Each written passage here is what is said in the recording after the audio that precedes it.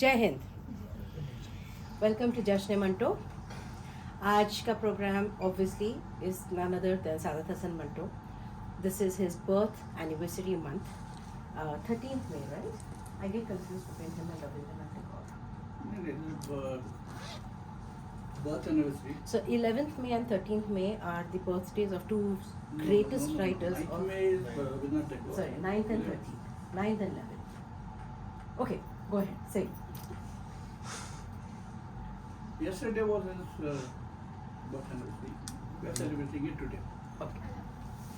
So 11th May and 9th May are the birthdays of two of the greatest writers of Indian language literature, Rabindranath Tagore on 9th of May and 11th of May Sadat Hasan Manto. Both are gifts of India to the world, and both have written some literature which is incomparable to any literature across the world. So today we are very happy to be bringing you Sadat Hasan Manto in Jashn Manto and the stories which is classic Manto style. Jamil साहब ने already इसका introduction दिया आपको. But before we start, आपके लिए there are 3 instructions. And whoever has been coming to Kathakathan knows those 3 instructions, but I shall repeat.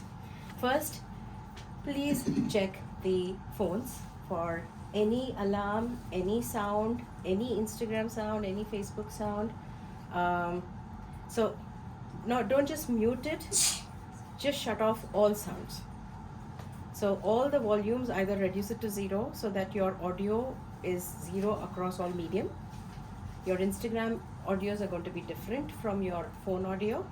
Your alarm audios are going to be different from your phone or Instagram audio. So please make sure that all of it is shut off. Second is, photography is not allowed as per the rules of Prithvi. So please do respect that. Photography and videography is only allowed to the team that is part of either the Prithvi Theatre or the Kathakathan team. And third is, this is approximately a 1 hour 15 minute kind of a show. So 1 hour 15 minutes, and we all read from the book. We read live. So we'd like you to respect the fact that any disturbance in the audience or any kind of getting up and going in the middle of the show does tend to distract us and does tend to, there is a rhythm which breaks because of it. So if you have any appointments which is within this time frame of 1 hour 15 minutes, 1 hour 30 minutes, then please postpone that a little, but complete the show and do stay with us till the end, because that is really important to us. Yeah. So with that, I shall hand over the stage to Jameel Saab, and let's begin the evening. Thank you.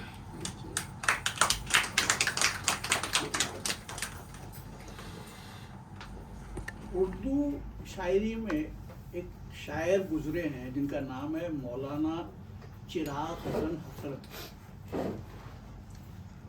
अब चूँकि हमने Urdu medium में पढ़ाई की है तो हमें बचपन से सिखाया गया था कि चिराग सही लफ्ज़ है. लेकिन जब से पाकिस्तान में अरबीकरण हुआ उर्दू का, वहाँ से आजकल संदेशे आते रहते हैं कि ये चिराग नहीं है, चिराग है, और ये पितरस नहीं है, ये पतरस है, वगैरह वगैरह. तो मौलाना चिराग हसन हसरत की एक गज़ल सुना देता हूँ उससे पहले कि मैं आगे बढ़ूँ, ताकि आप उनसे थोड़ा सा तारुफ हो जाए आपका. वो कहते हैं, यारब गमे हिजरा में इतना तो किया होता, यारब गमे हिजरा में इतना तो किया होता, जो हाथ जिगर पर है वो दस्ते दुआ होता. एक इश्क का गम आफत और उस पर ये दिल आफत, ये गम न दिया होता या दिल न दिया होता. नाकाम तमन्ना दिल इस सोच में रहता है, नाकाम तमन्ना दिल इस सोच में रहता है, यूं होता तो क्या होता, यूं होता तो क्या होता. उम्मीद तो बन जाती, तस्कीन तो हो जाती, उम्मीद तो बन जाती, तस्कीन तो हो जाती, वादा ना वफा करते, वादा तो किया होता. गैरों से कहा तुमने गैरों से सुना तुमने, गैरों से कहा तुमने, गैरों से सुना तुमने, कुछ हमसे कहा होता, कुछ हमसे सुना होता। तो मौलाना चिराग हसन हसरत, मंटो, कृष्णचंद्र वगैरह अपने दोस्तों के साथ एक महफिल में बैठे हुए थे। शाहिद अहमद दहलवी लिखते हैं कि अचानक चिराग हसन हसरत और मंटो की आपस में लड़ाई हुई। तो मौलाना ने मंटो से पूछा, आपने मुकामात हरीरी पढ़ी है? आपने क्या पढ़ी होगी, ये किताब अरबी में है, आपको अरबी आती कहाँ है? दीवाने हमासा पढ़ा है, लेकिन आपने कहाँ पढ़ा होगा, काश आपको अरबी आती। इस तरह मौलाना हसरत ने कई किताबों के नाम गिना दिए। मंटो साहब बैठे पेशताब खाते रहे। आखिर में उन्होंने कहा कि मौलाना, हमने अरबी फारसी नहीं पढ़ी, लेकिन और बहुत कुछ पढ़ा है। बात शायद कुछ और बढ़ जाती, लेकिन कृष्णचंद्र ने बीच में पढ़कर सुलह सफाई करा दी। अगले दिन जब फिर सब जमा हुए तो मंटो मौलाना चिराग हसन हसरत के पास गए और एक नए इंग्लिश राइटर का नाम लेके, उसकी किताब का नाम लेके पूछा, तुमने ये किताब पढ़ी है? अरे कहाँ से पढ़ोगे तुम, अंग्रेजी आती हो तब ना। तो ऐसे करते करते मंटो ने 50 नाम गिना दिए और मौलाना चिराग हसन हसरत को अपनी बेइज्जती महसूस होने लगी, शर्मिंदगी महसूस होने लगी। तो मंटो ने कहा, मौलाना अगर आपने अभी पढ़ी है तो हमने भी अंग्रेजी पढ़ी है, आपने कोई सुरखा का पर नहीं लगाए, आइंदा हम पर रोक जमाने की कोशिश मत कीजिएगा। मौलाना के जाने के बाद कृष्णचंद्र ने मंटो से पूछा कि मंटो, तुमने इतने सारे नए राइटर्स के नाम और उनकी किताबों के नाम कैसे जमा कर लिए? बोलता, कल शाम को यहाँ से निकल कर सीधा मैं अंग्रेजी बुक स्टॉल पे गया और वहाँ पे जो जो नई किताबें आई थी सब रट दी। अब हुआ ये कि ये दोनों आपस में एक दूसरे से रूठे रहे। लोगों ने किसी तरह से इनका आपस में मिलाप कराया। जब दोस्ती हो गई तो मंटो ने कहा, मौलाना तुम भी फ्रॉड हो, मैं भी फ्रॉड हूँ। मौलाना ने कहा, मेरे अंग्रेजी का तलफ़ुज़ बहुत अच्छा नहीं है तो मुझे माफ़ कीजिएगा। मौलाना ने कहा, नहीं, तुम समझ से माम हो। मंटो ने कहा, तुम इब्न खल्दून हो, वो अरबी के बहुत बड़े राइटर हैं, और दोनों एक दूसरे के गले लगे। अब चूंकि बात हुई थी कृष्णचंद्र की, इसलिए मैं आपको एक खाका सुना रहा हूँ, मंटो का खाका, जो कृष्णचंद्र ने लिखा है। उन्होंने सादत हसन मंटो, लांबा, तिरछा, गोरा गोरा, हाथ की पुष्ट पर, पुष्ट यानी ये गुर्दें उभरी हुई, गर्दन का हल्कूम, एडम्स एप्पल जो है, बाहर निकला हुआ, सूखी टांगों पर बड़े बड़े पांव, लेकिन बेडौल नहीं, एक अजीब सी नफासत निसाइयत लिए हुए, चेहरे पर झुंझलाहट, आवाज में बेचैनी, लिखने में इस्तराब, आदाब में तलखी, चलने में उजलत। सादत हसन मंटो को पहली बार देख के कुछ इन बातों का एहसास होता है, लेकिन इन बातों के एहसास पर एक दूसरा एहसास हावी हो जाता है। मंटो की पेशानी का चौकठा उसके दिमाग की तरह अजीम है और अजीब व गरीब भी। आमतौर पर यानी बिलउमूम ज़हीन आदमियों की पेशानी का चौकठा उन तस्वीरों से ज़्यादा मिलता जुलता है जो वेस्टर्न आर्टिस्ट शैतान से मंसूब करते हैं, यानी चौड़ा माथा, बाल कनपट्टियों के पीछे की तरफ गायब होते हुए। मंटो का माथा शैतान से मिलता जुलता नहीं है। मंटो का माथा मुस्ततील है, यानी रेक्टेंगल है, सीमी पर्दे की तरह, सीमी सिल्वर स्क्रीन की तरह, जो फिल्म का पर्दा होता है, नीचे से कम चौड़ा और ऊपर से ज्यादा। बाल सीधे, लांबे और घने हैं, आंखों में एक वैसी चमक है, एक बेबाक दुरुस्ती है, एक ऐसी सूझबूझ है जैसे मंटो मौत के दरवाजे के अंदर झांक कर लौट आया है। मैंने मंटो से सबर के बारे में कभी नहीं पूछा। सुना है कि वो एक दफा तपेदिक या ऐसी ही किसी खौफनाक बीमारी में मुब्तला हुआ था। बहरहाल उसकी बड़ी बड़ी वहशतनाक आंखों का सोजो कर्ब इस बात की गवाही देता है कि मंटो जिंदगी की मंजिल से बहुत आगे जाके वापस आया है। मुमकिन है कोई बीमारी ना हो, खतरनाक इश्क रहा हो, और हालांकि इश्क भी एक बीमारी है, अगर कुछ भी हो, मंटो के लिए तजुर्बा महंगा नहीं रहा। इस तजुर्बे ने मंटो को कुंदन बना दिया। मंटो जवाहरलाल नेहरू और अल्लामा इकबाल की तरह कश्मीरी पंडित है। अरसे से उसका खानदान अमृतसर में आबाद है। उसके दोनों बड़े भाई हिंदुस्तान से हिजरत करके जा चुके हैं। बड़ा भाई कीनिया में बैरिस्टर है और वहाँ की दस्तूरी मजलिस के रुकन भी हैं, यानी असेंबली या पार्लियामेंट के रुकन मेंबर भी हैं। उसके बड़े भाई को मैंने देखा है, शरई दाढ़ी, मतलब इस्लाम के मजहब के मुताबिक दाढ़ी, और बेहद मुत्तकी, पारज़ा और नमाजी मुसलमान। मंटो वो सब कुछ है जो उसके दोनों बड़े भाई नहीं हैं। वो अपने बुजुर्गों की इज्जत करता है, मोहब्बत नहीं। आदाब में, अखलाक में, ज़ाविया निगाह में इस कदर शदीद इख्तलाफ था कि मंटो ने बचपन ही से अपना घर छोड़ दिया था और अपने लिए नई राह तलाश करनी शुरू कर दी थी। अलीगढ़, लाहौर, अमृतसर, बम्बई, दिल्ली, इन मुकामात ने मंटो के मुख्तलिफ रंग देखे हैं। रूसी अदब का परिस्तार मंटो, चीनी अदब का शहदा मंटो, तलखी और यासियात का शिकार मंटो, गुमनाम मंटो, बदनाम मंटो, हथियार खानों, शराब खानों और कहबा खानों में जाने वाला मंटो, और फिर घरेलू मंटो, मोहब्बत करने वाला मंटो, दोस्तों की मदद करने वाला मंटो, तुलसी और तलखी को सब मिठास में समोने वाला मंटो, उर्दू का मारूफ तरीन अदीब मंटो। इन मुकामात ने मंटो को हर रंग में देखा है और मंटो ने भी इन मुकामात को खूब देखा है। मंटो ने जिंदगी के मुशाहिदे में अपने आप को एक मोमी शमा की तरह पिघलाया है।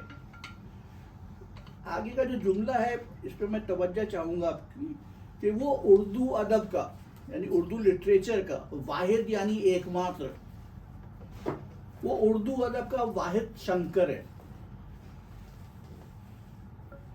जिसने जिंदगी के जहर को खुद घोल कर पिया है और फिर उसके जायके को, उसके रंग को खोल खोल के बयान किया है। लोग बिदकते हैं, डरते हैं, मगर उसके मुशाहिदे की हकीकत और उसके इदराक की सच्चाई से इनकार नहीं कर सकते। जहर खाने से अगर शंकर का गला नीला हो गया था तो मंटो ने भी अपनी सेहत गंवा ली है। उसकी जिंदगी इंजेक्शनों की मोहताज होकर रह गई है। जहर मंटो ही पी सकता था, और कोई दूसरा होता तो उसका दिमाग चल जाता, मगर मंटो के दिमाग ने जहर को भी हजम कर लिया। उन दरवेशों की तरह जो पहले गांजे से शुरू करते हैं और आखिर में संख्या खाने लगते हैं और सांपों से अपनी जबान डसवाने लगते हैं। मंटो के अदब की तेजी व तुंदी उसकी जबान की नश्तरजनी, उसकी अमर की आईनादारी करती है कि मंटो का फख्र आखिरी मंजिल पर पहुंच चुका है। मंटो से मिलने से पहले मैंने मंटो के अफसाने पढ़े थे। हफ्तावार मुसव्विर बम्बई में मंटो के अफसाने शाये होते थे। ये अफसाने इतने नुकीले थे, इतने अजीब व गरीब अल्फाज में लिखे गए थे, इस कदर टेढ़े थे कि कायल होना पड़ा। शूशू, खुशियाँ, दिवाली के दिए, गालिबन ये अफसाने मैंने मुसव्विरी में पढ़े थे और मंटो को इनके बारे में तौसीफी खुतूत भी लिखे थे। उन दिनों मंटो बम्बई में रहता था, हफ्त रोज़ा मुसव्विर की अदालत संभाले हुए था और फिल्म कीचड़ की कहानी, मंजरनामा यानी स्क्रीन प्ले और मुकालमे यानी डायलॉग भी तहरीर कर रहा था। प्रेमचंद के बाद मंटो पहला अदीब है जिसने अदब से फिल्म की तरफ रुजू किया। शायद मंटो के लिए ये कहना सही ना होगा, इसलिए कि उसकी अदबी शोहरत उसकी फिल्मी जिंदगी के बाद शुरू होती है। शायद मंटो वो पहला अदीब है जो फिल्म से अदब की तरफ आया और अपनी शोहरत की बुनियादें उस्तवार करके फिर फिल्म की तरफ चला गया। उसकी हर बात अजीब है। उन अफसानों के पढ़ने के बाद मैंने उसका अफसाना लालटेन पढ़ा, जो बटवट से मुताल्लिक है, जहां मंटो गालिबन अपनी शदीद अलालत के दौरान में रहा था। मुझे तो उस अफसाने का बेशतर हिस्सा मंटो की सवाने, मतलब उसकी ऑटोबायोग्राफी से मुताल्लिक मालूम होता है। उसकी जुजियात में और हरफ आखिर में जो हुस्न मलाल है, वो खुद रूमानी मंटो की ज़िंदगी का हिस्सा मालूम होता है। उसके बाद गोया मंटो के अफसानों से किसी ने सारी मुलायमियत और नरमी और मिठास छीन ली, या शायद उसने खुद इन अवसाफ को अपनी कहानियों से धक्के मार मार कर बाहर निकाल दिया। मुझे तो ऐसा मालूम होता है कि किसी असियत, कोशिश, जज्बे के ज़ेरे असर वो ऐसा करता रहता है कि निकलो निकलो, जिंदगी बहुत तल्ख है, इनमें जज्बात का गुजर नहीं, बेहतर यही है कि यहाँ से निकल जाओ। उसके अक्सर अफसानों में मालूम होता है गोया वो उन जज्बात को दीदा और दानिस्ता धक्के मारकर बाहर निकाल रहा हो। कभी बच्चों की तरह बिसोड़ने लगता है, कभी तल्ख लहजे में नहायती खुशगवार लहजे में उनका मजाक उड़ाता है, और कोई नहीं समझता कि उस तलखी, जहरनाकी और तंजिया हंसी के पीछे कितनी नरमी और मुलायमियत और जिंदगी की चाहत छुपी हुई है। ऐसी चाहत जिसकी भूख अबदी है और कभी नहीं मिटती। मंटो अजल से भूखा है, उसके हर अफसाने में इंसानी मोहब्बत की पुकार है। आप उसके अंदाजे पर ना जाइए। वो 1000 बार कहता है मुझे इंसानों से मोहब्बत नहीं है, मैं एक गले सड़े कुत्ते के पिल्ले से मोहब्बत कर लूँगा, मगर इंसानों से नहीं।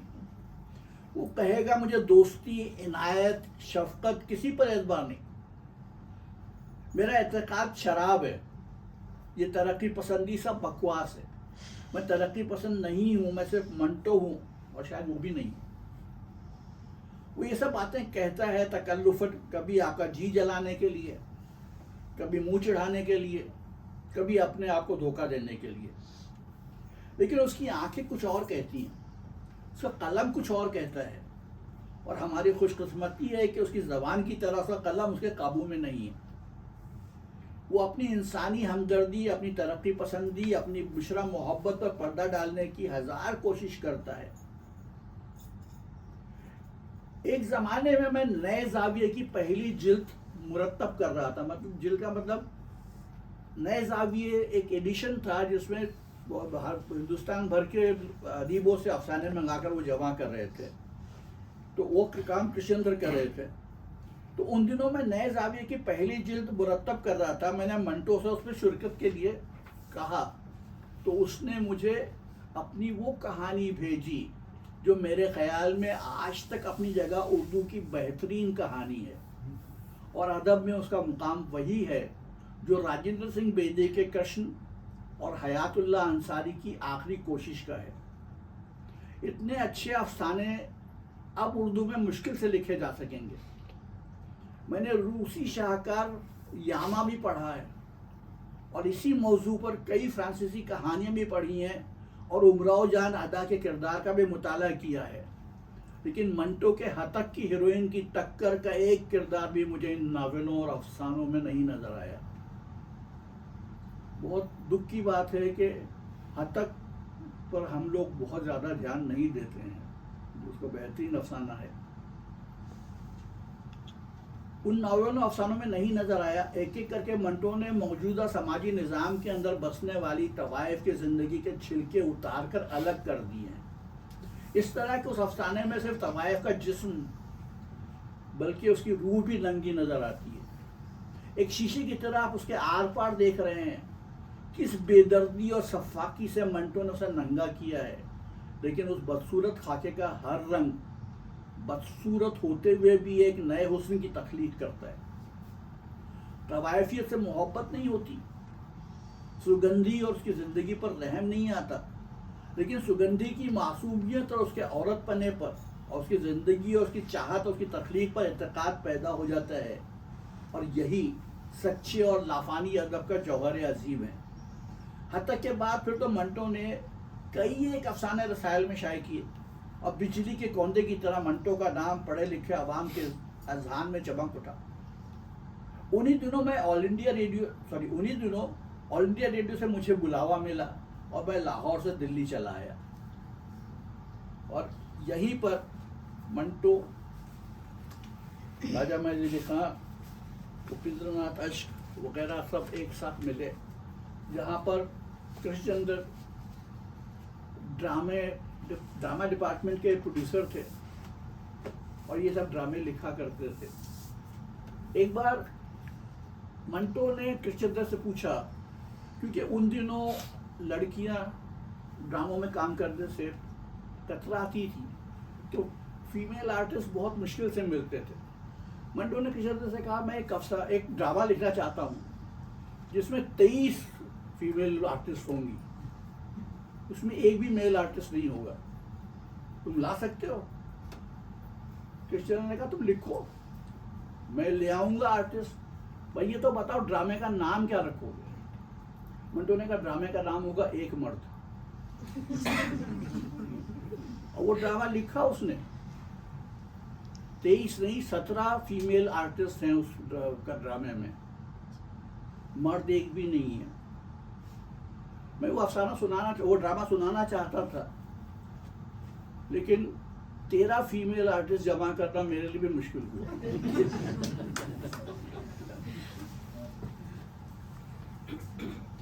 अब मैं आपको सुना रहा हूँ राजा महदीली खां की एक नज़्म जिसका उन्वान है जन्नत से मंटो का खत। अब इसके हर शेर पे थोड़ा गौर कीजिएगा और कहीं कुछ समझ ना आए तो मुझे रोक कर पूछ लीजिएगा। जन्नत से मंटो का खत। मैं खैरियत से हूँ, लेकिन कहो कैसे हो तुम राजा, बहुत दिन क्यों रहे तुम फिल्म की दुनिया में गुम राजा। ये दुनियाए अदब है, ये दुनियाए अदब से क्यों किया तुमने किनारा था। अरे बेअदब, क्या शेर से जर तुमको प्यारा था। जर यानी दौलत। जो नज़में तुमने लिखी थी कभी जन्नत के बारे में, छपी थी वो यहाँ भी खुल्द के पहले शुमारे में। खुल्द का मतलब भी जन्नती होता है कि गालिब का शेर है, सुनते आए हैं रसूल से आदम का क्या बहुत निकलना से आदम का सुनते आए हैं। लेकिन जो नज़में तुमने लिखी थी कभी जन्नत के बारे में, छपी थी वो यहाँ भी खुल्द के पहले शुमारे में। अदब की शेर की दुनिया में तुम लौट आए, अच्छा है। अरे लिखवा लो नज़में फिर से तुम चिल्लाए, अच्छा है। मगर फिर सोचता हूँ शेर लिखकर क्या करोगे तुम। ये अंदाजा है मेरा, गालिबन भूखे मरोगे तुम। ये बेहतर है किसी अच्छी सी मिल में नौकरी कर लो। ये बेहतर है किसी अच्छी सी मिल में नौकरी कर लो। करो तुम शायरी तफरीह को और पेट यूं भर लो। ये वो दुनिया है जिसने केस चलवाए अदीबों पर। बहुत सारे केस चले मंटो में भी। ये वो दुनिया है जिसने केस चलवाए अदीबों पर। बहुत की बारिशें मशक़े सितम हम खुश नसीबों पर। हुआ पैदा यहाँ जो नुक्तादां सदियों में सालों में। मरा सड़कों पे वो या सड़ गया फिर अस्पतालों में। वो जिंदा हम तो नाक और भाव चढ़ाकर नाम धरते हैं। जो मर जाएं तो फिर देखो ये कितनी कदर करते हैं। यकायक एक दिन रोएंगे ये बरसी मना लेंगे। ये गाजी हम शहीदों के लिए झंडे उठा लेंगे। पढ़ेंगे मरसिए तड़पेंगे कर डालेंगे तकरीरें। हमारा नाम करने की करेंगे लाख तदबीरें। हमारे बाल बच्चों से ना पूछेंगे कि कैसे हो। हमारे बाल बच्चों से ना पूछेंगे कि कैसे हो। अदीबों शायरों की कदरदानी हो तो ऐसे हो। करें क्या हम, न ये दुनिया न वो दुनिया अदीबों की। ये दुनिया है सजाओं की, वो दुनिया है खतीबों की। ज़मीं वाले भी हो कैसे भी, वो हरदम याद आते हैं। जो दुनिया में उठाए वो हंसी गम याद आते हैं। ज़मीं वालों की सोहबत में कभी जो दिन गुजारे थे, कलम लिखने से कासिर है कि वो दिन कितने प्यारे थे। वो गलियां बाइकला की दूर से मुझको बुलाती हैं। बाइकला एक जगह है बम्बई में जहाँ पे मंटो रहा करते थे। वो गलियां बाइकला की दूर से मुझको बुलाती हैं, वहाँ के घर की यादें दिल में अब तक गुनगुनाती हैं। मुझे उस घर में सफ़िया की मोहब्बत याद आती है। सफ़िया उनकी बीवी का नाम था। मुझे उस घर में सफ़िया की मोहब्बत याद आती है। मुझे जन्नत में भी वो घर की जन्नत याद आती है, जहाँ बच्चों की सूरत देखकर मैं मुस्कुराता था, जहाँ आकर मैं दुनिया का हर गम भूल जाता था। बिला नागा जहाँ हर शाम तुम मिलने को आते थे, जहाँ सब दोस्त आकर एक नई जन्नत बसाते थे। वो जन्नत लुट चुकी दिल में मगर आबाद है अब तक। फिजा उस घर की वक्फे मातम और फरियाद है अब तक। तुम अक्सर अब भी उस घर की सड़क पर से गुजरते हो। वो सब कुछ लुट चुका, बेकार तुम क्यों आहें भरते हो। तुम अक्सर अब भी उस घर की सड़क से, यही उजड़ा हुआ घर फिर बसाना चाहता हूँ मैं। बुलंदी छोड़कर पस्ती पे आना चाहता हूँ मैं। फलक पर मैं हूँ और तुम हो, ज़मीं पर जी नहीं लगता। जहाँ भी जाऊँ जन्नत में कहीं पर जी नहीं लगता। मैं चाहूँ भी तो अब दुनिया में वापस आ नहीं सकता। खुशी बनकर तुम्हारी महफिलों में छा नहीं सकता। ज़मीं वालों से आए मलऊन कब तोड़ोगे तुम नाते। आसानी तुम आ सकते हो जालिम, क्यों नहीं आते। फलक से रोज मैं आवाज देता हूँ तुम्हें राजा। फलक से रोज मैं आवाज देता हूँ तुम्हें राजा। तुम्हें मालूम है राजा कि राजा का है एक काफिया, आजा। जमी से बोरिया बिस्तर उठाओ और चले आओ, मेरे घर आओ, मेरा बेल बजाओ और चले आओ। करोड़ों मर गए चुपचाप लेकिन तुम नहीं मरते। जो मर्दे नेक हैं जीने पे इतनी जिद नहीं करते। सॉरी,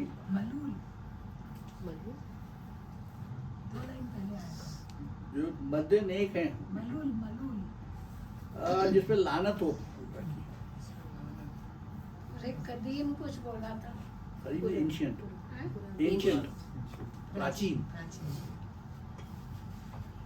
मैं जुर्मे खुदकुशी को लड़ झगड़ के बख्शवा लूंगा।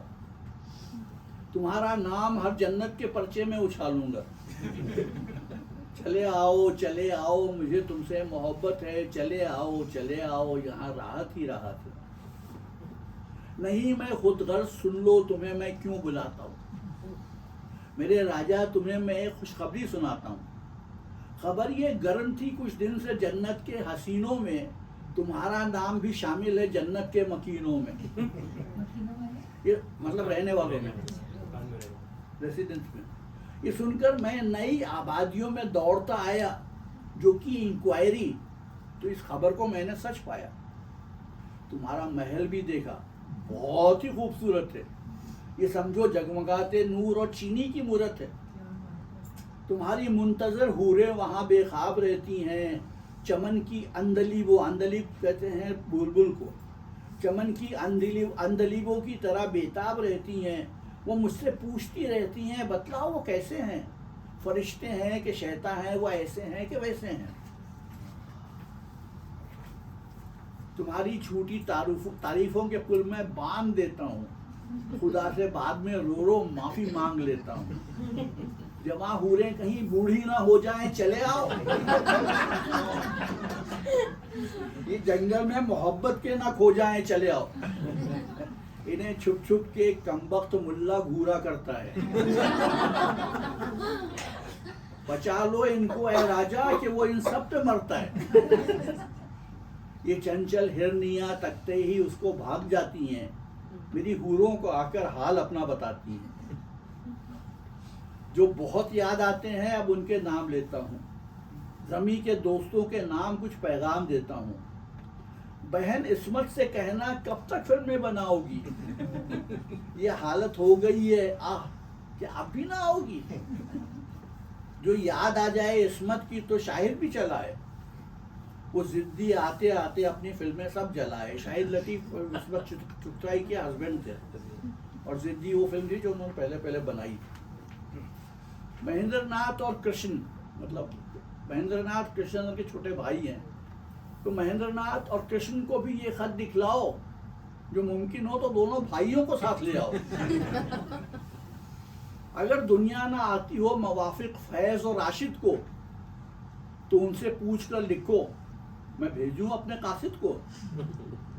ना आए घर तो कह देना कि पितरस ने बुलाया है, तुम्हारी याद में तासीर तड़पा तिल मिलाया है।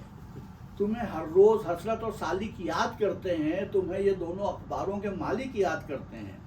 मुझे उम्मीद है ये सुन के दोनों दौड़े आएंगे, मेरी जन्नत में आकर एक नई जन्नत बसाएंगे। दुआ है ये खुदाया सब जमी के दोस्त मर जाएं। दुआ है ये खुदाया सब जमी के दोस्त मर जाएं, ये जन्नत के चमन, ये घर, ये सड़कें उनसे भर जाएं।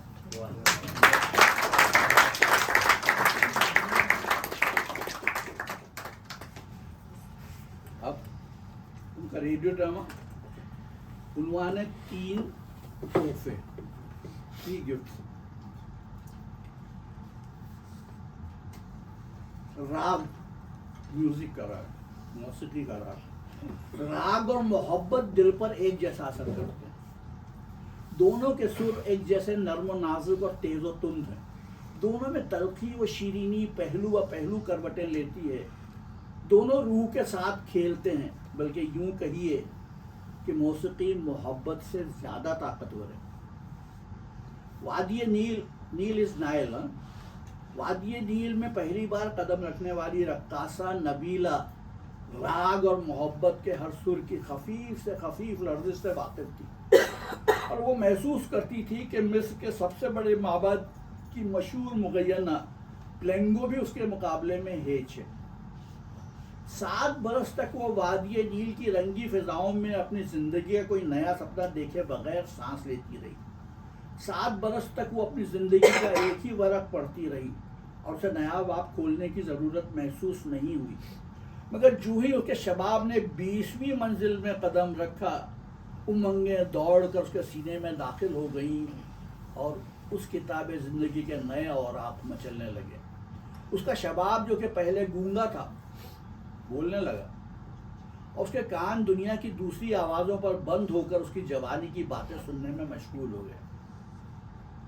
एक सुबह जबकि सूरज की कुंवारी किरणें दरियाए नील में नहा रही थी, नबीला जवानी की भारी नींद से बेदार हुई। उसके संभाले ना संभलने वाले शबाब ने उसे थका दिया था। उसकी बर्मी खादमा पास ही कालीन पर बैठी उसकी थकावट दूर करने के लिए ये गीत गा रही थी। सहर की तरह खुनक और जां फिजा हो तुम, कि एक मुजस्समाए निगहत ओ जिया हो तुम।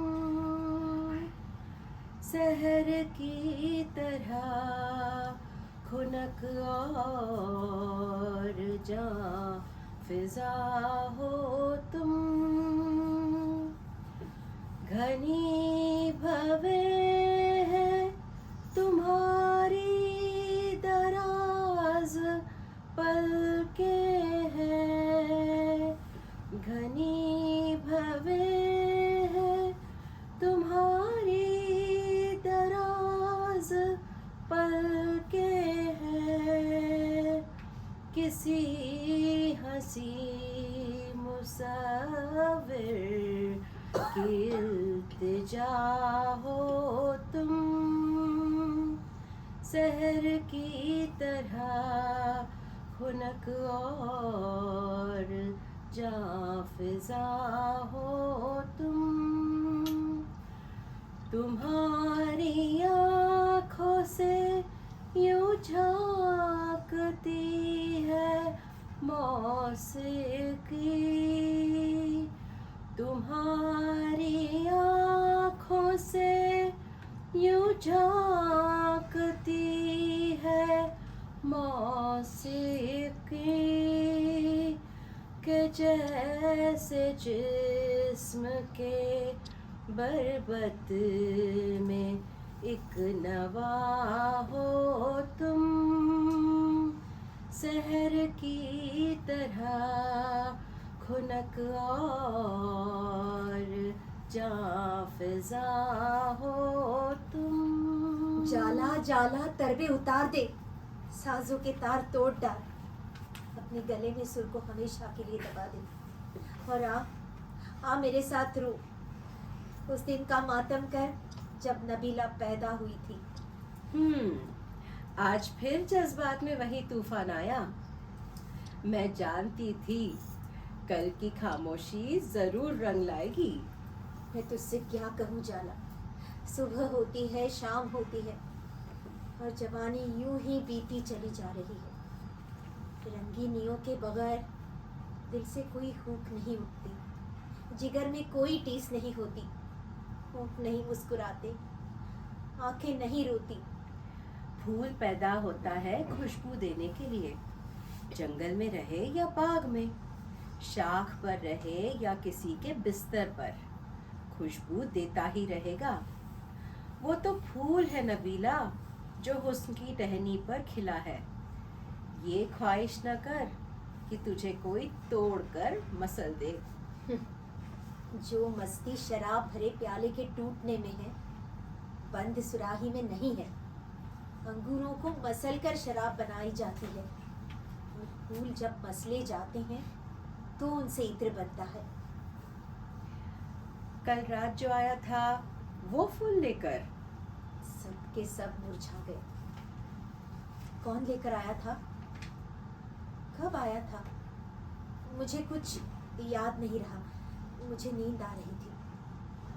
क्या फिर आएगा?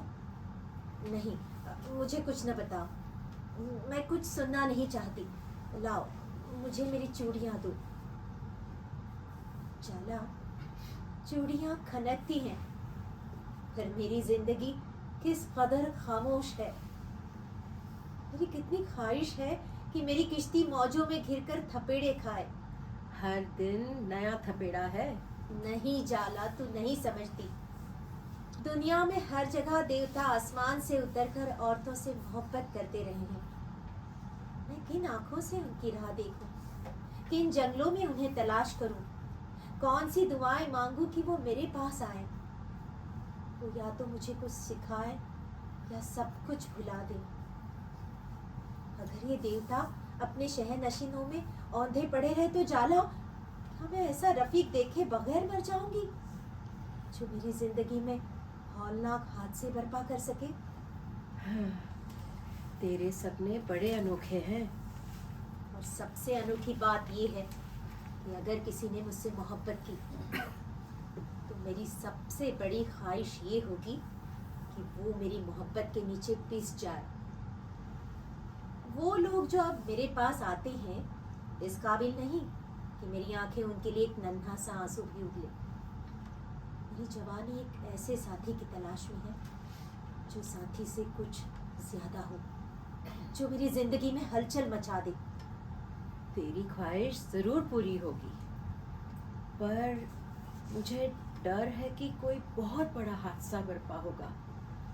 समुंदर की जुबान जब खामोश हो तो मालूम हो जाता है कि वो बहुत बड़े तूफान का पैगाम दे रही है। तूफान कब आएगा जाला? जब दो अलग अलग रास्तों पर चलने वाले सितारे आपस में टकरा जाएंगे। मुखालिफ समतों में चलने वाला सितारा दमीता सनम तराशता। मिस्र की मलका उस खूबसूरत नौजवान की मोहब्बत में गिरफ्तार थी। इस लिहाज से वो वादी नील का मालिक था। मिस्र के सबसे बड़े माबद के लिए हुस्न इश्क की मूर्ति इस चाबुक दस्त बुत साज ने तैयार की थी। उसका हुस्न और उसकी सनत दोनों पूजे जाते थे। उसकी बनाई हुई मूर्ति पर मिस्र की हसीन तरीन औरतें रंगारंग के फूल, किस्म किस्म के फल और सुवर्णा की कबूतरियाँ चढ़ावा चढ़ाती थी, जिनके पर नाजू अदा के मानंद उछले और पैर बोसों की मानंद सुर्ख होते थे। वादी नील की हर दोशीज़ा अपनी किताबें मोहब्बत दमीता के उस बुत के सामने खोलना अपना फर्ज समझती थी। यूं कहिए कि मिस्र का ये हसीन बुत तराश वहाँ की हर औरत के दिल में धड़कन बन के समाया हुआ था। जिस रास्ते से उसका गुजर होता उस पर कई परिस्तार औरतें अपना नाम लिख देती और वो उनको पढ़े बगैर गुजर जाता। उसकी ढीली कबा उन नामों को अक्सर मिटा दिया करती थी। अगर किसी रोज वो मसले हुए फूलों की पत्तियां बिखेरता आगे बढ़ जाता तो औरतें उन पर टूट पड़ती थी और तबर्रुक के तौर पर उठाकर अपने पास रख लेती थी। उसके पास दौलत थी, हुस्न था, जवानी थी। मलका मिस्र उसकी एक अदना कनीज थी, मगर वो नाखुश था। वो खुद को एक ऐसी खेती समझता था जो मुसलसल बारिश के बायस दलदल बन जाए।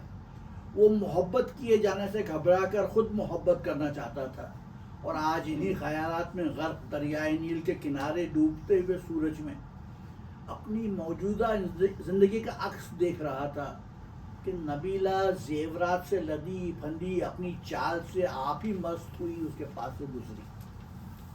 दमीता ने मुंह फेर लिया। नबीला के गहनों से उसे समझ दिया था कि वो कोई तवायफ है, इसलिए उसके सलाम से बचने के लिए अपना मुंह मोड़ लिया था और उसकी तरफ देखना नहीं चाहता था, क्योंकि मिस्र की हसीन औरतों के बेनकाब चेहरे देख देख कर वो उकता चुका था। लेकिन न जाने क्यों उसके दिल में उकताहट पैदा हुई। उसने कनखियों से नबीला की तरफ देखा, जिसने चेहरे पर जर्द रंग की नकाब डाले दरियाए नील के जरनिगार पानी की तरफ आंख उठाकर भी न देखा था। उसने मिस्र के सबसे बड़े बुतसाज की मौजूदगी की परवाह तक न की। ऐसा मालूम होता था कि वो सिर्फ हवा में ताजगी और ठंडक ढूंढ रही है और शाम के फिजा के एहतियाज से अपना दिल बहलाना चाहती है। दमीता के सीने में हिचान पैदा हो गया। ये औरत इस वक्त नील के किनारे क्या करने आई थी, किसे ढूंढ रही थी? उसको देखकर फिर कदम रुक क्यों न गए? उसने यकीनन उसे देखा था। जब वो उसके पास से गुजरी थी तो उसे मलका मिस्र की महबूब की मौजूदगी का इल्म था, मगर वो आदाब बजा लाए बगैर बेपरवाह हवा के मानंद पास से गुजर गई। क्यों क्यों? वो ये सोच ही रहा था कि नबीला बोली उसी दिलकश अंदाज से। दमीता से न रहा गया, वो आगे बढ़ा और उसे मुखातिब हुआ। ऐ तेज रो हसीना, मेरा सलाम कबूल कर लिया। ये तेज कदम तुझे किधर लिए जा रहे हैं? वापस। बिल्कुल अकेली? बिल्कुल अकेली। अपने शौहर के पास?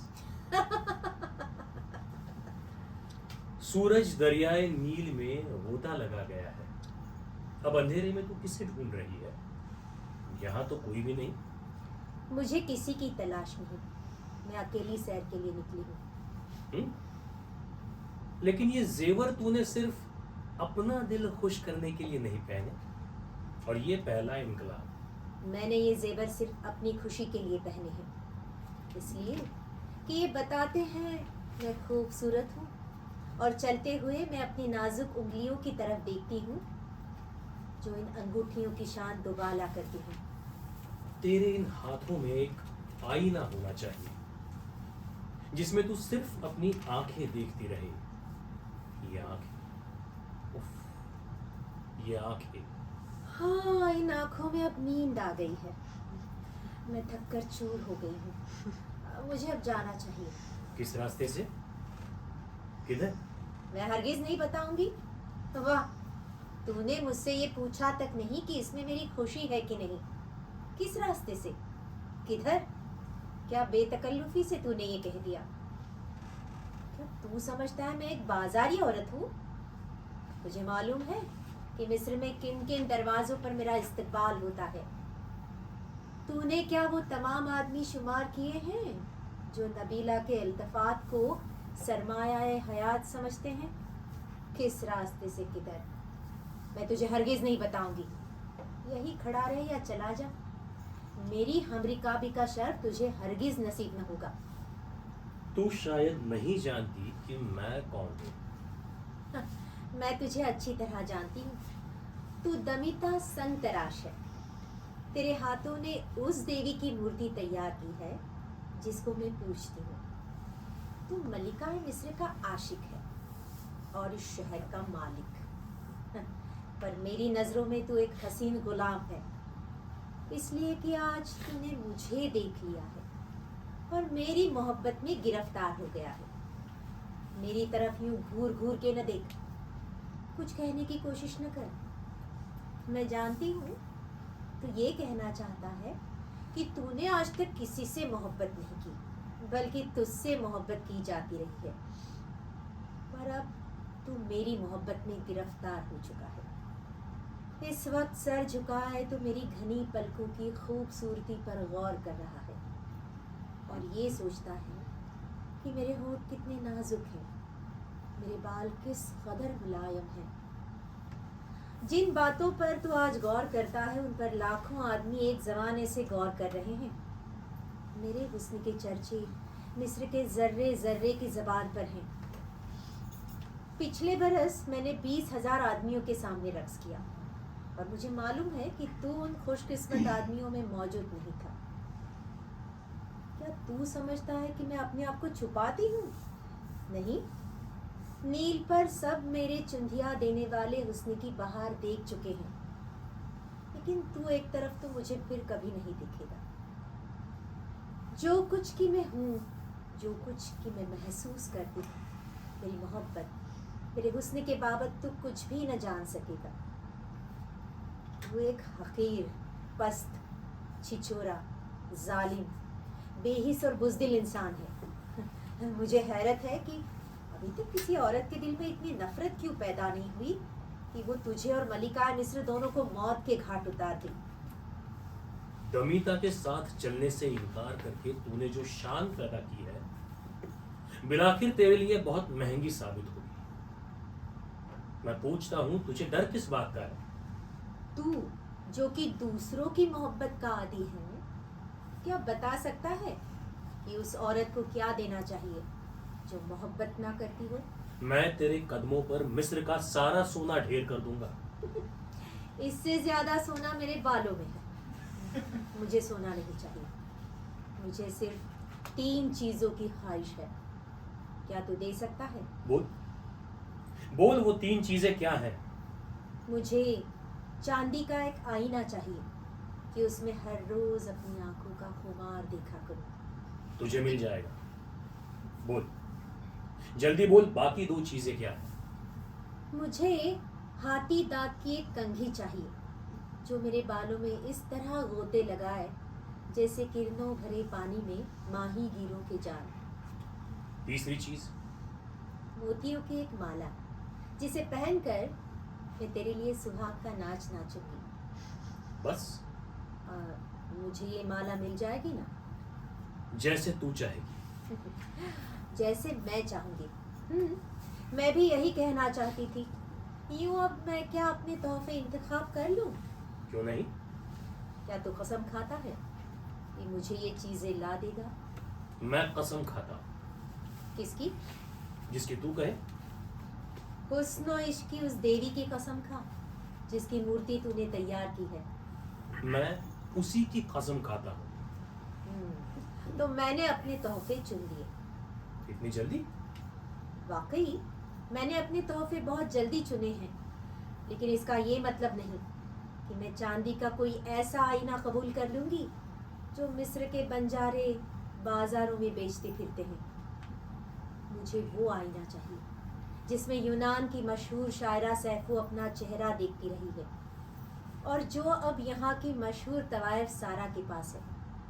वो उसे अपनी जान से ज़्यादा अजीज रखती है। मगर मुझे यकीन है कि तू उसे चुरा लाएगा। ये सरासर दीवानगी है। तू चाहती है कि मैं चोरी करूं? हाँ, मैं ये समझती थी कि मर्द अपने कौल पर कायम रहा करते हैं।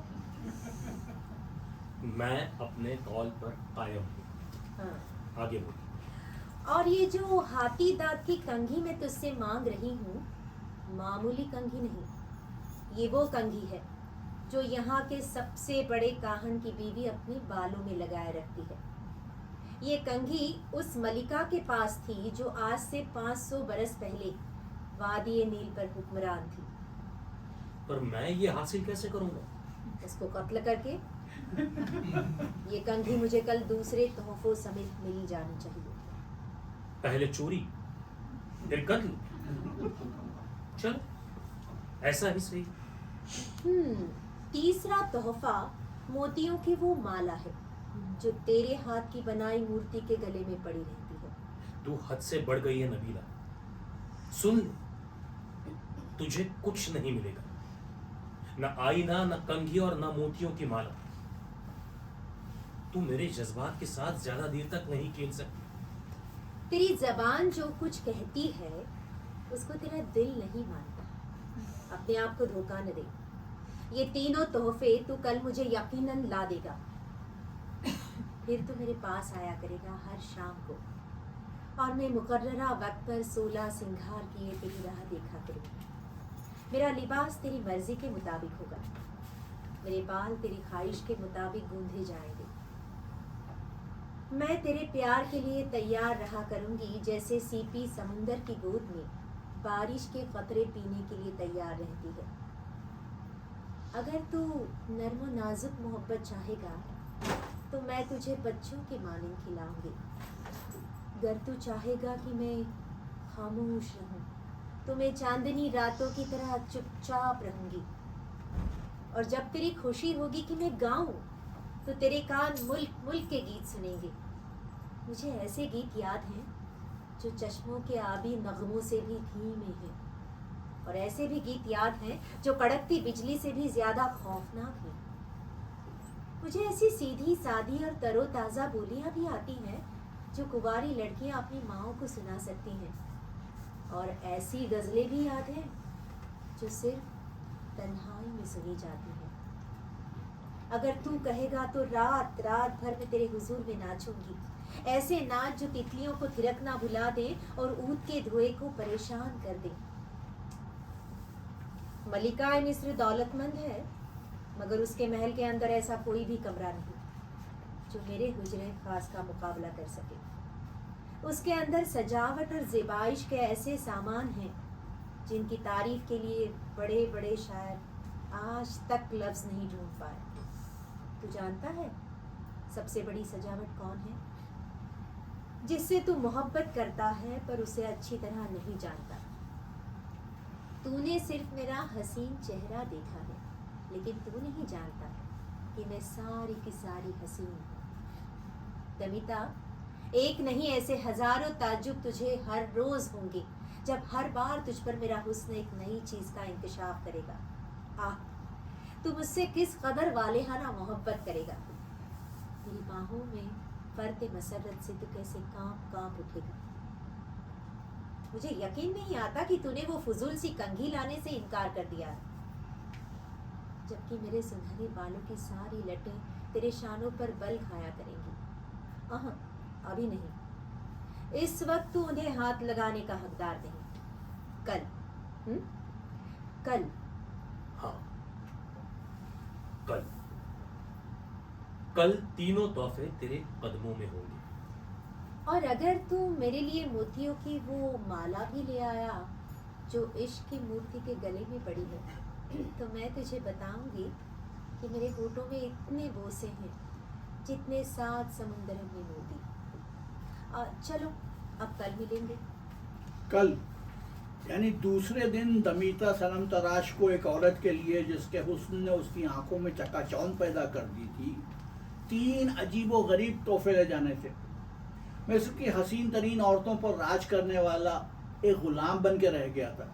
अगर नबीला उसके दिलो दिमाग पर पूरी तरह ना छा गई होती तो बहुत मुमकिन था कि उस औरत की अजीबो गरीब ख्वाहिशात को दरियाए नील की लहरें समझता जो पथरीले साहिल के साथ टकराती हैं और झाग बनकर लौट जाती हैं। मगर वह नबीला के हुस्न की तेज़ोतुंद लहरों में बह गया था और बहता चला जा रहा था। ये सैलाब पेशतर इसके कि वो संभलने पाए उसे मिस्र के सबसे बड़े काहन की बीवी, काहन कहते हैं बेसिकली वो जो ज्योतिषी नजूमी होते हैं ना, जो फ्यूचर बताते हैं बादशाहों को, सबसे बड़े काहन की बीवी की ख्वाबगाह तक ले गया और उसने वो काम किया जिसका उसे वहमो गुमान भी नहीं था। कंघी हासिल करने के लिए उसे काहन की बीवी के खून से अपने हाथ रंगना पड़े। जब दमीता ने उस औरत के सीने में जहरीली सुई चुभोई तो उसका दिल इस मुसरत से धड़कता धड़कता बंद हो गया कि उसका कातिल मिस्र का वो हसीन नौजवान है जिसके दीदार के लिए वो अपनी 100 जानें भी कुर्बान करने के लिए तैयार थी। कंगी हासिल करने के बाद यानी अपने इश्क की पहली खूनी मंजिल तय करके दमीता ने बड़ी सफाई से मशहूर रक्कासा सारा के मकान से चांदी का वो आईना चुराया जिसमें 16 नफस सारा सैफू अपने रुए निगार देखा करती थी। शुबह एक जवां साल लड़की पर किया गया जिसके शबाब का शोला अवली भी लपकने न पाया था। उस दोषीरा को इस जुर्म में सूली पर चढ़ा दिया गया। नबीला के इश्क को दमीता ने खून का ये दूसरा घूंट पिलाया और वो मोतियों की वो माला लेने के लिए रवाना हो गया जो उसकी बनाई हुई मूर्ति के गले में पड़ी थी। ये उसने कांपते हुए हुस्न इश्क की मूर्ति के गले से जुदा की और उसे ऐसा महसूस हुआ कि उसने रात के आसमान की पेशानी से तारों की सारी अफसर छीन लिए। देवी की इस बेहुरमती पर उसे अफसोस हुआ, मगर नबीला उससे बड़ी देवी थी।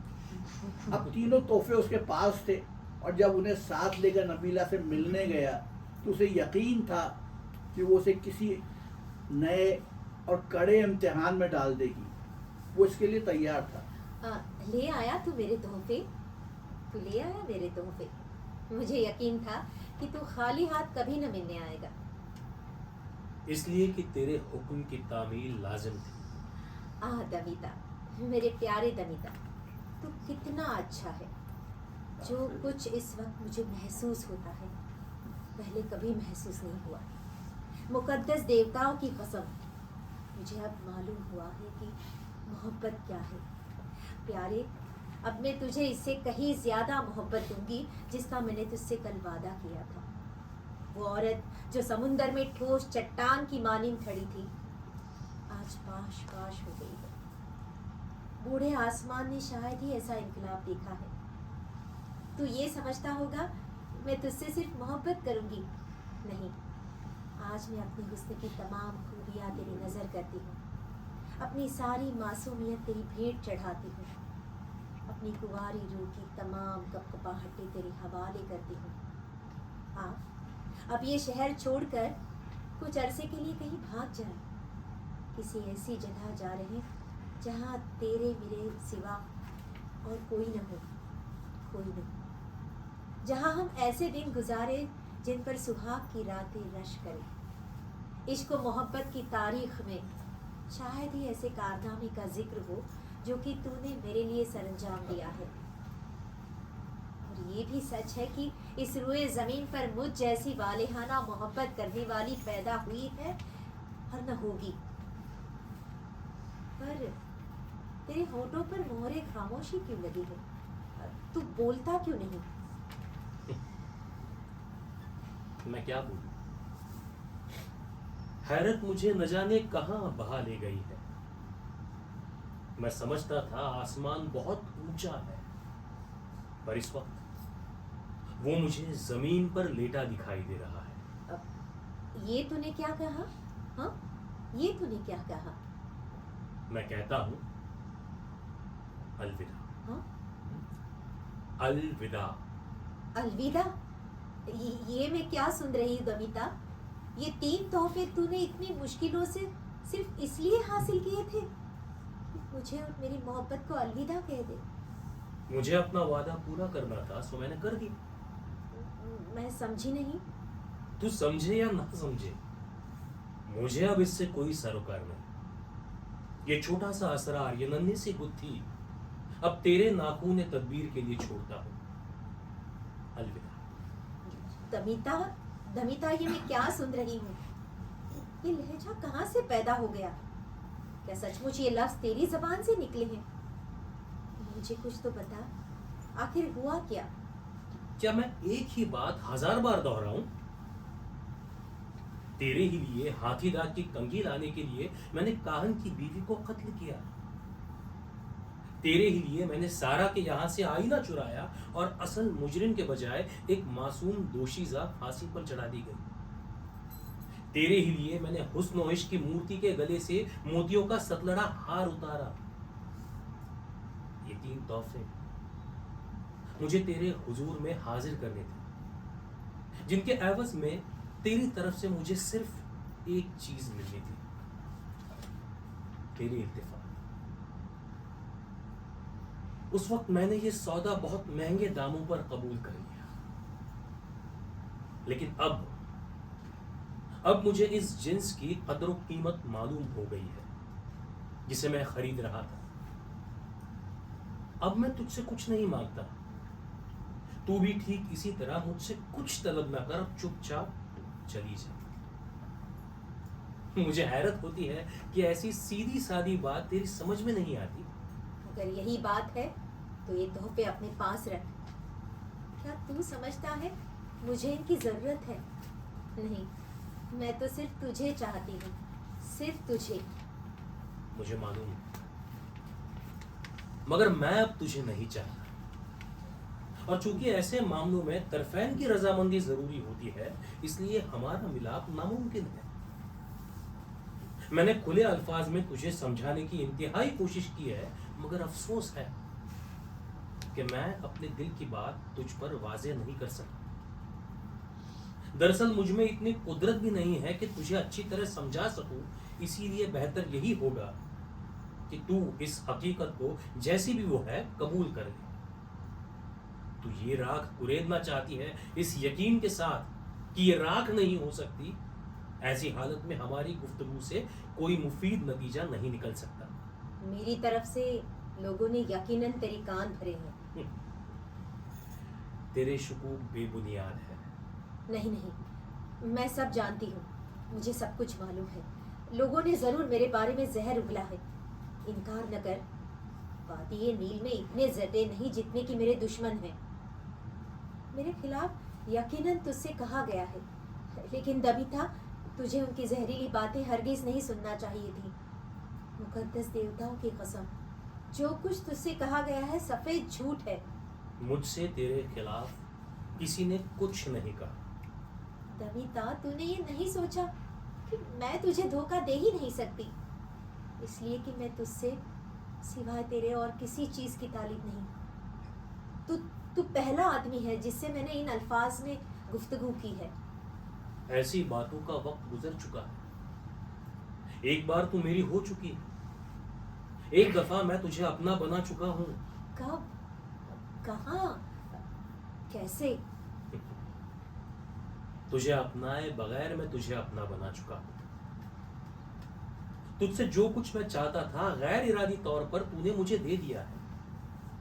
तू मुझे ख्वाबों की दुनिया में ले गई, मानता हूं, पर अब उस दुनिया में वापस जाकर इस हुस्न और खूबसूरती का नजारा करने की मुझ में ताब नहीं, और ना तू मुझे उस दुनिया में फिर ले जा सकती है।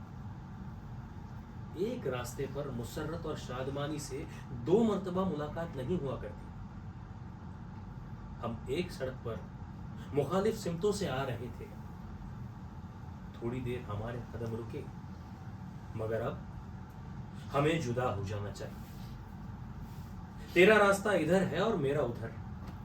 सिर्फ एक ही नजारे से तेरी निगाहें सैर हो गई। एक ही बार ख्वाबों की दुनिया में जाकर तेरा जी भर गया।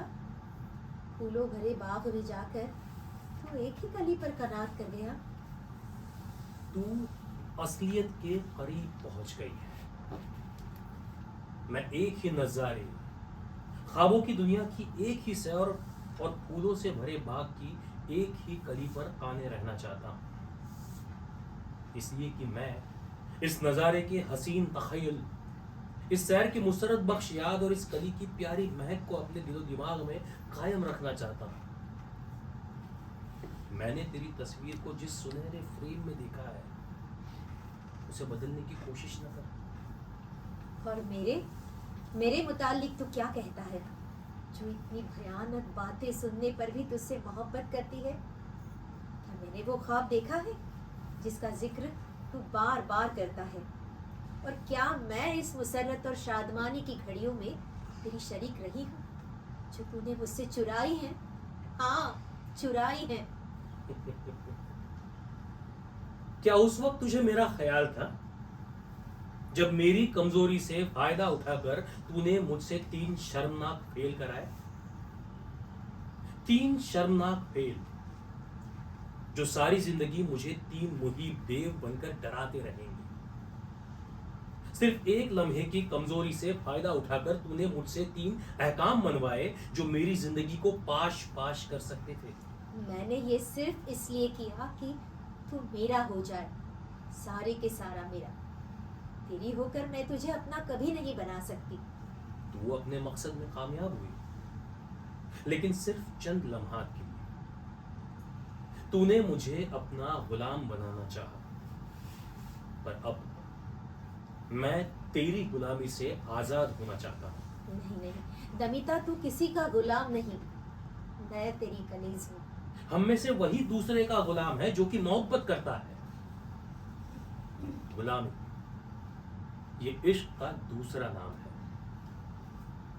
तुम सब औरतों के दिलो दिमाग में एक ही ख्वाहिश रहती है कि तुम्हारी कमजोरी मर्द की ताकत पाश पाश कर दे और तुम्हारी बेशऊरी उसकी ज़कावत पर हुकूमत करे। तुम मोहब्बत करना या मोहब्बत किए जाना पसंद नहीं करती। शबाब की आमद के साथ यही ख्वाहिश तुम्हारे सीने में करवटें लेने लगती है कि तुम किसी मर्द को अपना गुलाम बनाओ, उसे जलील करो। जब वो अपना सर झुकाए तो उस पर अपना चप्पल रख दो। फिर तुम हम लोगों से अपनी मर्जी के मुताबिक तलवार, तीशा, कलम और हर वो चीज जो तुम पर कादिर है छीन सकती हो, तोड़ सकती हो। इस वक्त तुम चाहो तो हरक्यूलिस पहलवान से गर्ज लेकर उसके हाथ में चरखा दे दो। अगर तुम किसी मर्द की गर्दन झुकाने में नाकाम रहती हो तो उन हाथों को अच्छा समझती हो जो तुम्हारे गोरे बदन पर नील डाल दे, और उस मर्द को दीवानावार चाहती हो जिसका सख्त घुटना तुम्हारी गर्दन दबाता रहे। हत्ता कि उस मर्द से भी इल्तिफात करती हो जो हर रोज तुम्हारी तौहीन करे। वो मर्द जो तुम्हारे पांव चूमने से इनकार कर दे तो तुम उसे सर पर बिठा लोगे। वो मर्द जिसकी आंखें तुम्हारी रुखसत पर नमनाक नहीं होती, तुम्हारी चुटिया पकड़कर जहां चाहे तुम्हें ले जा सकता है। मोहब्बत ज़दा औरत, चूंकि तू गुलाम नहीं बना सकी इसलिए तुझे गुलामी कबूल करना होगा। दमिता तू मुझे मार पीट, मेरा बदन नीलों से भर दे, मगर उसके बाद मुझसे मोहब्बत जरूर कर। नहीं, अब मुझे तुझसे नफरत है। तू झूठ कहता है, तेरी रूह के अंदर मैं समा चुकी हूँ। तू सिर्फ एक औरत के सामने झुकने से शर्माता है, लेकिन प्यारे, अगर सिर्फ इतनी सी बात तेरे वक़ार की तस्कीन के लिए काफ़ी है तो मुझे तेरी गुलामी कबूल है। तुझे हासिल करने के लिए मैं अपना सब कुछ देने को तैयार हूँ, उससे कहीं ज़्यादा जो तूने अब तक मुझे दिया है। बोल, मैं तेरे लिए क्या कुर्बानी कर सकती हूँ। एक बार तुझे अपना बनाकर मुझे ज़िंदगी से कोई शिकायत न रहेगी। क्या तू कसम खाती है? हुस्न इश्क की देवी की कसम, मैं तेरे लिए हर कुर्बानी करने को तैयार हूँ। अच्छी तरह सोच समझ ले। देर न कर, जल्दी बोल, तू मुझसे कैसी कुर्बानी चाहता है? बिल्कुल मामूली। मैं तुझसे तेरी तरह 3 तोहफे नहीं मांगता, इसलिए कि ये रिवाज के खिलाफ होगा, लेकिन मैं तुझे तोहफे कबूल करने के लिए जरूर कह सकता हूँ, क्यों नहीं? क्यों नहीं? ये आईना, ये कंघी और हाथ मंगाते वक्त क्या तुझे उनको इस्तेमाल करने का ख्याल था? इस चूरी के आईने, इस खून आलूद कंघी और इस मुकद्दस हार को, ये ऐसे जवाहरात नहीं है कि इनकी आम नुमाइश की जाए। बहुत दूर की सूझी।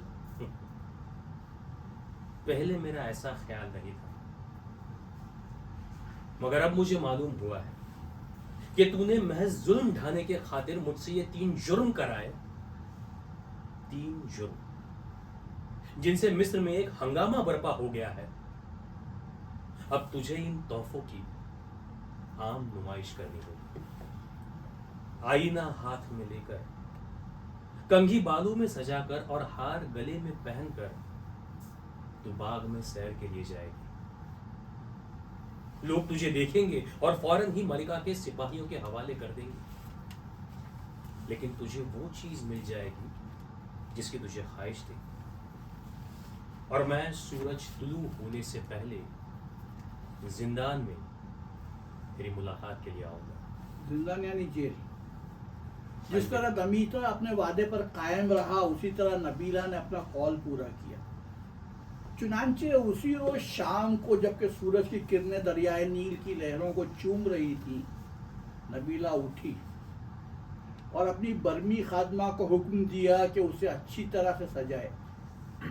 सजाकर उसने अपने सुनहरे बालों में कंघी जमाई, गले में सतलड़ा हार पहना और हाथ में आईना लेकर बागे आम्मा की सैर को चल दी। लोगों ने वो 3 चीजें देखी जिनके गुम हो जाने पर सारे मिस्र में हंगामा बरपा हो गया था और हैरत में गर्क हो गए। बाज औरतें इस नज़ारे की ताब न ला सकी और नबीला के खौफनाक अंजाम ने उन पर कपकपी तारी कर दी। मगर नबीला के कदम पहले से ज्यादा मजबूत थे। बाग की पथरीली रविशों पर चलते हुए वो संगे मरमर का एक हसीन मुजस्समा मालूम होती थी। फौरन ही आग की तरह ये खबर सारे शहर में फैल गई कि हुस्न इश्क मुक़द्दस देवी का सतलड़ा हार, सारा का आईना जिसमें सैफू अपना चेहरा देखा करती थी, और काहन की बीवी की कंघी नबीला रक्कासा के पास है। चुनांचे नबीला अभी बाग की तीसरी रविश पर ही चली थी कि मलके मिस्र के सिपाहियों ने उसे गिरफ्तार कर लिया और जेल में कैद कर दिया। सारी रात वो उस अंधेरे जिंदान में तरह तरह के डरावने ख्वाब देखती रही।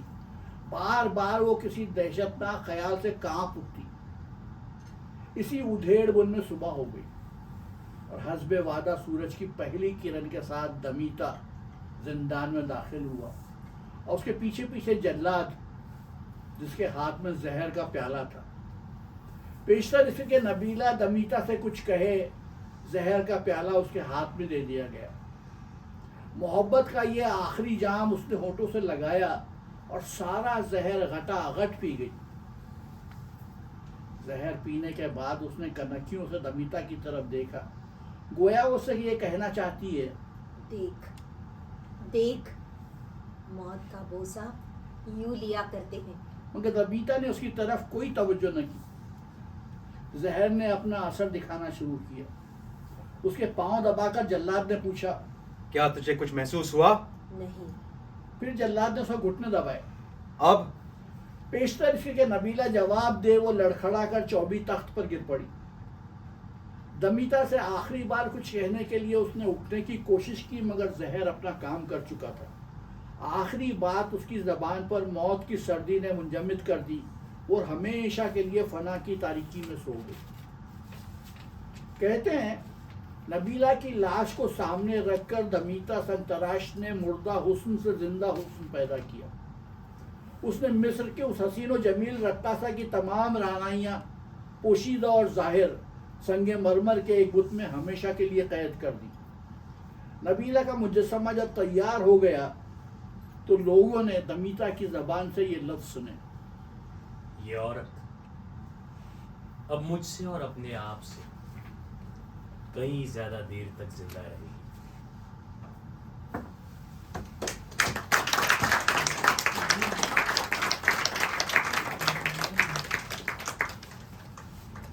अब बताइए आप।